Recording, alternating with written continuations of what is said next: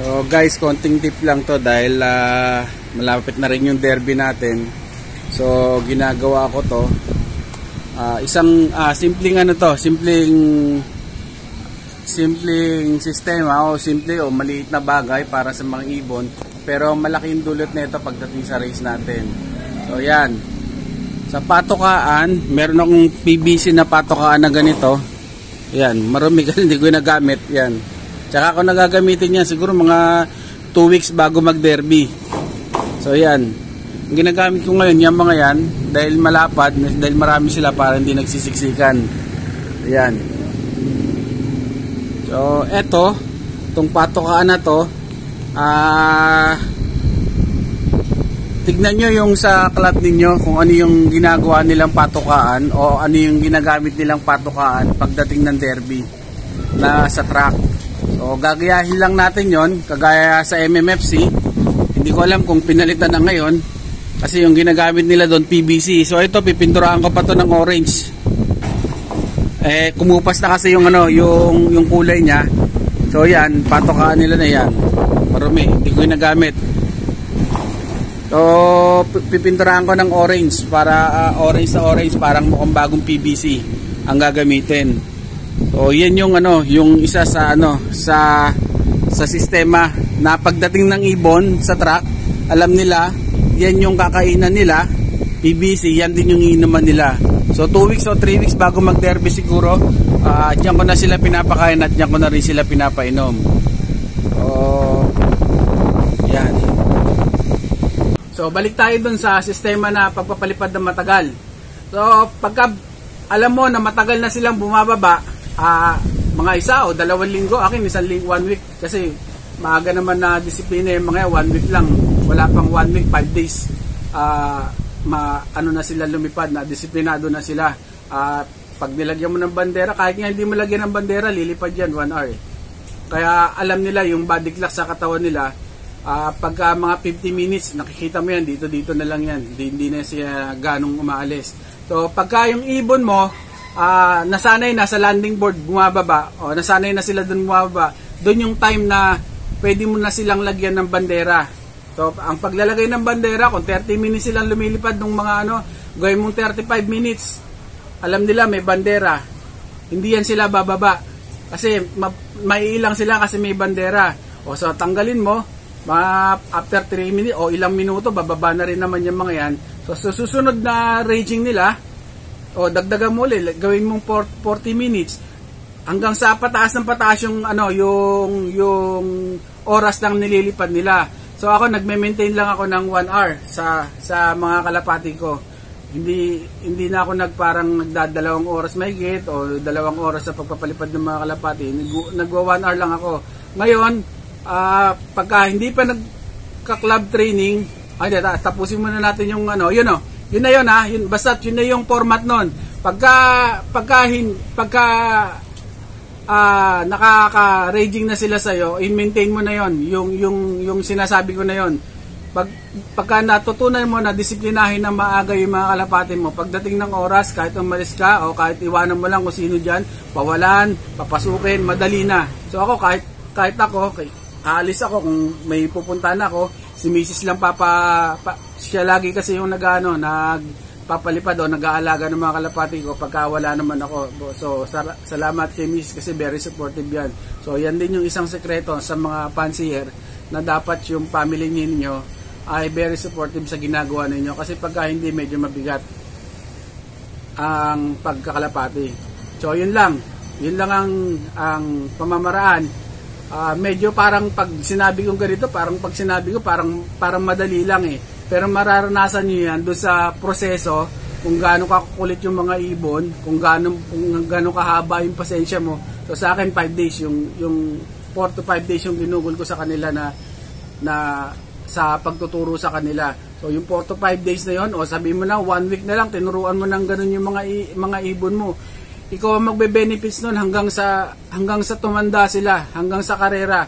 Hindi ka mag-aalala na pagka kung saan dadapo, kasi sanay na sila dumapo sa landing board.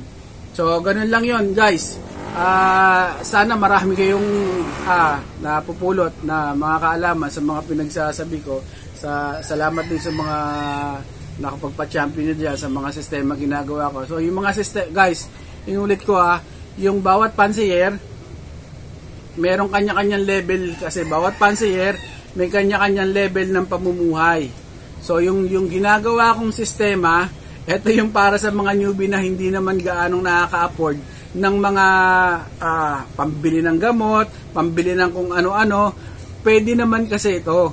Pwede kasi proven sa akin.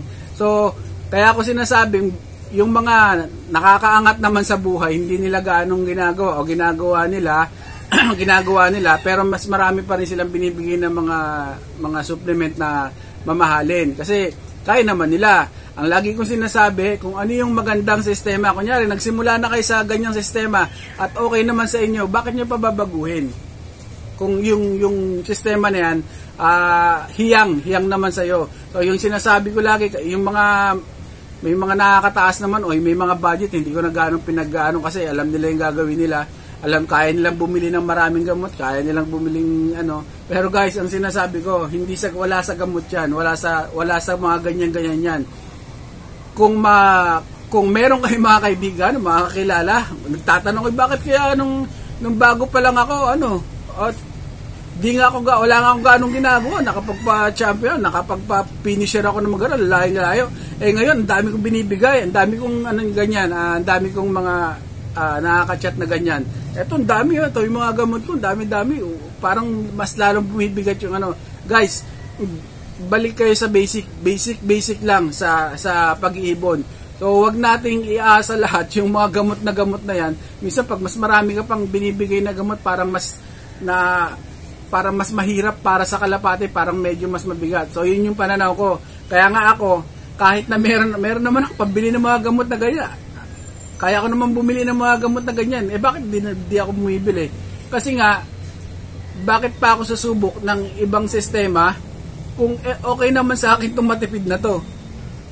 Ganun lang yun. So, kung nasanay sila sa mamahaling gamot, yan. Kasi afford nila yung kaya nilang bumili. Yung iba naman kasi naglilibang lang. Hindi kagaya natin, yung mga newbie dyan na kagaya ko na mahirap-hirap lang din. So, kailangan nating manalo para may pang-suporta sa mga ibon natin. So, hindi lang kailangan manalo, dapat kailangan nating manalo para din sa atin. So kung yung iba sinasabi nila, naglalaro lang ako ng ganito para lang enjoy ako, hindi ko naman kailangan manalo. So sinungaling yung mga yun. Lahat tayo, kaya nandito sa halos lahat tayo, kaya nga nandito sa Pigeon Racing para meron tayong goal. Meron tayong goal na na kailangan iset. Sabi ko nga nung una pa, hindi naman masama mangarap Mangarap ka na yung magpa-champion ka, kahit super newbie ka, magpa-champion ka na agad. Pangarapin mo na, walang bayad yung pangarap. So ganyan yung ginawa ko dati. Nangarap ako agad na mag-champion. Tapos pagkatapos ng pangarap na yun, gumawa rin ako, kumilos ako. So ayun, sinuwerte naman tayo na makapagpa-champion agad kahit newbie pa lang tayo. Guys, sa paggagamot, kung nag-herbal tayong lahat. Kung feeling nyo parang nakukulangan kayo, dagdag kayo ng gamot nyo. Dagdag kayo ng ng supplement na gusto nyo para sa sarili ninyo. Gaya ako, pagka kasi marami yung ibon, hindi ako maraming binibigay kasi nga mahal. Kagaya niyan, ang dami niyang ibon na yan. Kaya puro herbal lang ginagawa. Nung mga nakaraan, maraming ibon. Ito kasi pinakamaraming ibon na nahawakan ko kasi hindi naman ako ganyan karami maglipad Tama na sa akin 20, 15, tama na sa akin yung mga ganun, marami na ngayon. Pero ngayon, parang umabot na 60, kaya yung patoka niya, good luck sa akin. So, yun. Pagka konti yung ibon ko, at kaya ko na masubuan, o kaya kong na lang sa patoka nila, gagawin ko. Kunyari, pagka ilang piraso lang yung ibon ko, kaya ko na masubuan, hindi naman gumagamit ako ng bee pollen. Yung bee pollen ginagamit ko MWF 2 weeks bago mag-derby. So again kanya-kanyang sistema nila, doon sila nananalo, gayahin natin kung saan sila nananalo. So yung sistema ko, yun yung sinishare ko sa inyo na proven sa akin. So, B-Pollen, MWF, ginagawa ko. Tapos, Tuesday, Thursday, Brewer's o B-Complex. Yun yung ginagawa ko. So, 2 weeks bago mag-derby para maano na sila, maano na yung katawan nila. Tapos, umaga ko pinapainom. Umaga ko pinapainom yon sa kanila. Kasi mas kailangan nila yon pag nag-raging sila o kasama sa tulong sa katawan nila yon. Tapos pag Friday, hapon ko naman binibigay. So anong oras ako nagpapakain pag derby na? Mga nasa 4 PM nagpapakain na ako ng pan-derby ko para natutunaw na rin yung pagkain nila.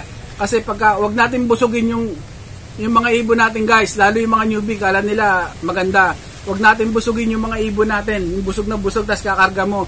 So, malaking tendency na tumukod sila kasi kailangan nila ng maraming tubig para tunawin yun. So, makikita mo pag-release o hindi sila nakainom, ang iniisip nun, iinom muna sila ng tubig tsaka sila lilipad. So, baka maiwan na sila ng ng grupo. So, yun. Tapos, Monday at Friday sa derby nagpapaligo ako. Tapos, Monday, Thursday, bawang sa tubig nila. So, ako, minimaintain ko na yan mga yan. So, diretso naman yung ginagawa ko sa kanila. Pag Friday, nagpapalipad ako ng Tuesday, ng umaga, sariling lipad. Tapos, Wednesday, Thursday, Friday, hindi na ako nagpapalipad sa kanila. O, magpalipad man ako, umaga, lipad sila, o, pusang lipad, tapos pasok na, pahinga na sila. Tapos, hapon na, yung bigay ko ng gamot sa kanila. So yun yung ginagawa ko pagka hindi ako nabibigay ng wala akong ganong ibon, ako konti lang naman yung ibon ko. Kaya ngayon naasikaso ko sila ng puro herbal kasi ang dami nila. So na observe ko naman yan noon pa, maganda yung herbal sa kanila kasi pagka tinignan mo yung picture nila, pink, hindi yan sila nangingitim-ngitim kasi natural yung gamot na binibigay mo, natural o herbal lang sila. So, ayan, ang lakas na ng ulan. Ang lakas na ng ulan. So, yun lang guys. Ang sinasabi ko lagi, kung meron kayong mga tanong sa YouTube, i-comment nyo lang doon para masagot din natin. So, lagi guys, ang sinasabi ko, kung ano yung sistema ng bawat fancier. So, respeto natin kasi doon sila nagpapanalo. So, gayahin natin kung ano yung mga sistema nila na nagpapanalo sila na kaya naman natin i-budget para sa sarili natin. So, ako hindi na ako kung ano-anong binibili na mga gamot-gamot. So, yung sinasabi kong B-Complex at Brewer's Yeast sa Mercury Drug, meron yan, yung Rhea, ang binibili ko sa Mercury. Tapos yung B-Pollen naman, yung pangkalapati kasi mahal, 15 ata o 16 ng isa. O yung pangmanok mas mura, 7 lang ata o 8. So, magastos ang pagkakalapati, piliin na lang natin yung angkop sa kakayahan natin sa paggastos. So, kung meron kayong mga tanong guys, comment nyo lang dun sa vlog natin, kasasagutin din natin. So, good luck sa race natin guys. Umuulan na, lakas ng ulan. So, good luck sa inyo guys. Good luck. What's up mga ibon? Please like, share, subscribe, and don't forget to hit the notification bell down below.